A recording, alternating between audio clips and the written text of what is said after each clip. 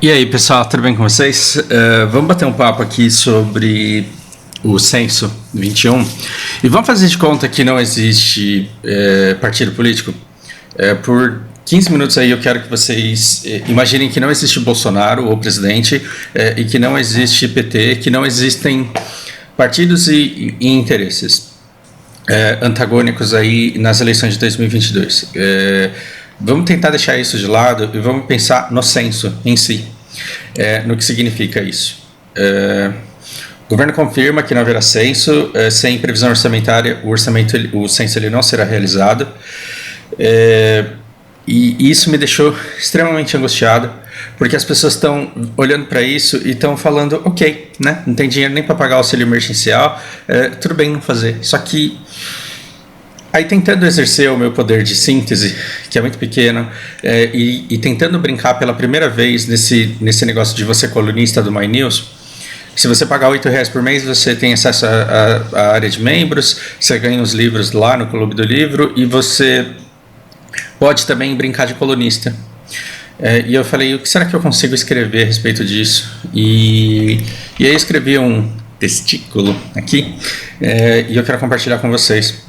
Eu começo com o título Censo 21, e eu começo com um trecho da Bíblia, porque embora eu não seja cristão, eu considero que a Bíblia ela tenha lições muito facilmente digeríveis quando bem explicados, e eles tocam em questões profundas assim, do ser humano em si.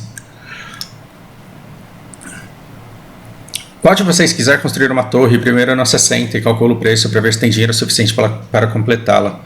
Pois, se lançar o alicerce e não for capaz de terminá-la, todos que a virem rirão dele, dizendo, este homem começou a construir e não foi capaz de terminar. Pensa na casa que o seu avô começou lá e depois teve que parar porque veio a crise econômica. Veja, empresas governadas e endividadas, empresas com dívidas de milhões, de bilhões, elas pagam dezenas de milhares de reais para especialistas, para que eles levantem o quanto dinheiro a empresa tem em caixa, qual é o patrimônio da empresa, se vender tudo, quanto é que ela vai ter. Esses especialistas, eles levantam o total de dívidas da empresa, calculam os recebimentos, tudo que a empresa tem para receber no mercado, e então calculem o potencial de geração de riqueza dessa empresa. Ele vê quanto que você está devendo no açougue, quanto que você está devendo no mercadinho, vê quanto de farinha, de frango você tem em casa, vê quantas coxinhas você tem no congelador, vê quanta gente está te devendo as coxinhas que você vendeu, e estuda a sua capacidade de produção de coxinhas. E baseado nesses números, depois eles vão lá e também pagam centenas de milhares de reais para que outros especialistas, não meros contadores, mas executivos, para que eles analisem esses números e para que eles tracem planos para que esse negócio ele seja recuperado e venha a prosperar. Então, mesmo que você, Dona Maria, esteja endividada com seu negócio de coxinha, sabendo que sua coxinha é muito boa e que você faz isso muito bem, eles vão fazer o plano de negócio, né?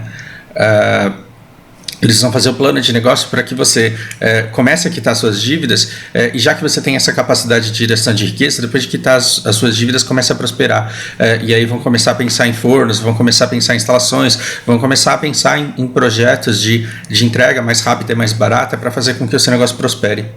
Esse conhecimento, esse potencial de levantar problemas, criar soluções e definir planos, decidir estratégias é essencial para a sobrevivência de grandes empresas.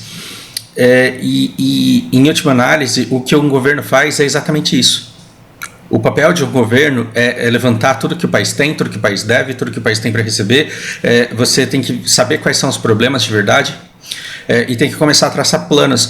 Sem os dados, você não consegue traçar planos. Sem os planos, você tem esse desgoverno que a gente tem. Então, é muito necessário que você tenha informação, que você tenha dados, e sobre esses dados, sobre essa informação, você traça estratégias. Sem esse dado, sem informação, não há estratégia que possa ser traçada. Não existe possibilidade de você fazer um bom plano para recuperar o seu negócio, que dirá um país. Então, nós somos uma cultura muito inocente, em parte por falta da nossa cultura, em parte por falta de educação mesmo, da compreensão de que qualquer negócio precisa de conta, de matemática, de estratégia, de inteligência para ser resolvida. A gente acha que a gente vai resolver o problema no grito.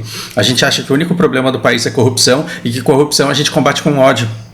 E isso o Bolsonaro ele só foi eleito porque o discurso dele conversa com a nossa cultura. Hitler não conseguiria fazer um genocídio se a população alemã não quisesse o extermínio, não tivesse com ressentimento e não tivesse ódio contra os judeus. Se nós fôssemos um povo focado em soluções e resultado, se nós não estivéssemos extravasando ódio pelas ventas, o governo do Bolsonaro ele não encontraria apoio, encontraria indignação e ele seria parado. Mas parece que está ok para a gente esse governo pelo ódio. Por quê? Porque a gente não enxerga soluções por outro caminho e aí a gente delega e deixa ver no que vai dar. Bom, o que eu tenho a dizer, não existe, isso porque eu falei para vocês fingirem que não existe partido, né? Desculpa, eu sou um ser humano contraditório. Veja, não existe orçamento sem levantamento de contas, não existe prescrição de remédio e tratamento sem exames para diagnóstico. O médico ele não vai te passar remédio, ele não vai te passar tratamento se ele não souber o que você quer, por isso ele pede exames. Não existe planejamento de educação sem o orçamento do número de crianças e suas faixas etárias.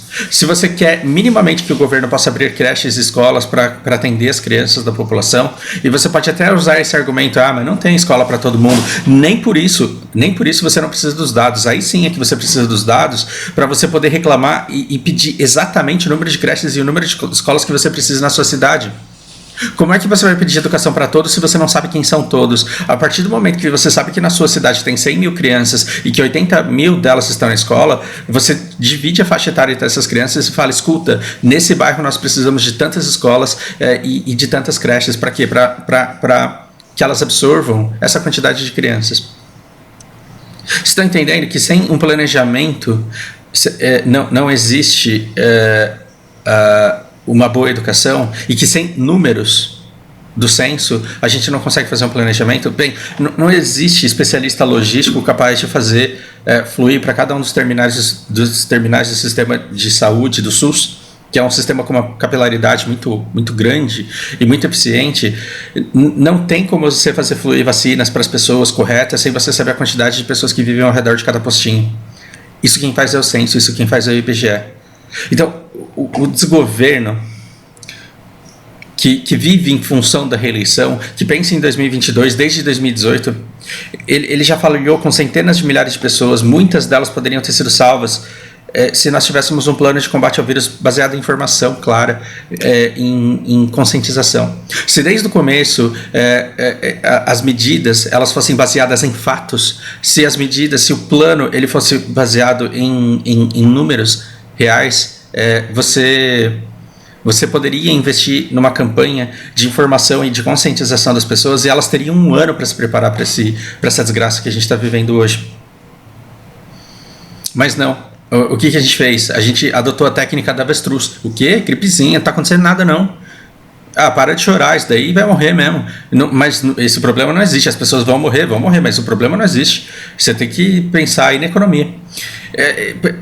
Eu fico falando essas coisas e parece que eu estou só repetindo o que todo mundo fala. Mas quando você esquece que você já escutou isso 500 mil vezes no último ano e começa a analisar o teor dessas falas no contexto pandêmico que a gente vive, você percebe o quanto elas são absurdas e o quanto elas levaram muitas pessoas a desgovernadas a agirem da forma que agiram, descuidadas, tentando peitar o vírus na fé, na base da fé. Não existe, logo não pego, logo não preciso de máscara, logo eu vou seguir com a minha vida normalmente. E quando um policial pago para impedir que a pessoa se comporte desse jeito, para que ela preze pela segurança da pessoa, falava, por favor, use a máscara, sai daqui, que resposta a pessoa tinha na ponta da língua? Não está cientificamente provado. O meu presidente, o presidente da nação, ele orienta que eu me comporte da maneira como eu estou me comportando. Como que você vai ter unidade se você não tem plano? Como que você vai ter plano se você não respeita números? Bem, agora a gente segue firme com essa técnica avestruz de lidar com crises, porque aí, sem fazer o censo, a gente fecha os olhos à existência dos problemas. E aí a gente não vai ter que lidar com eles. Então a gente não vai saber quantas pessoas estão passando fome. A gente só sabe que tem gente passando fome. A gente não vai saber quantas crianças estão sem creche, porque a gente só vai saber que tem um monte de criança aí. Esse especialista aqui, esse que ganha centenas de milhares de reais para traçar um plano, ele trabalha em cima dos números que foram levantados. E ele só consegue traçar a estratégia, o que é prioridade. Que filial que a gente vai vender, quantas pessoas a gente vai mandar embora, quantas outras a gente vai contratar, que produto que a gente, em que produto que a gente vai focar nessas vendas. Esse cara, ele só consegue traçar essa estratégia para recuperar a empresa a partir dos números que foram levantados. Então, o melhor presidente do mundo, o melhor estrategista do mundo, o melhor economista do mundo, os melhores ministros do mundo, eles não conseguirão traçar programa algum se eles não tiverem os números sobre os quais trabalhar. Esse negócio de não fazer censo em 2021 só faz sentido num país em que os ministros eles não agem e não fazem planejamentos baseados em números, porque afinal de contas eles não fazem planos nenhum, porque eles não aceitam a realidade de número algum. Se você estender isso para outros governos, se você perde a fé que Bolsonaro é uma pessoa boa, se você deixa de lado a confiança que você tem pessoal nele e analisar simplesmente a situação que no ano que vem nós teremos um país que não sabemos quantos jovens, quantas crianças, quantos adultos, quantas pessoas morando em cada região, qual é o poder aquisitivo, qual é a renda de cada família. No ano que vem, nós não saberemos que medidas emergenciais tomar para atender a necessidade da população, porque nós não saberemos que necessidades são essas. Isso é trágico, isso é muito triste. E mais triste ainda é porque se você pegar essa fala hoje, se você pegar esses 11 minutos e projetar em praça pública e fizer todo mundo assistir, o único julgamento que as pessoas terão ele não gosta do Bolsonaro, ele deve ser petista. E a redução do universo, da nossa realidade, da profundidade dos nossos desafios, dos nossos problemas, ser reduzido para essa burrice de dois polos, de combate de dois polos, é uma coisa que só nos mata, que só nos empobrece, que só faz com que o nosso futuro seja cada vez mais escuro. Isso é muito triste. Depois dessa, bom domingo para vocês.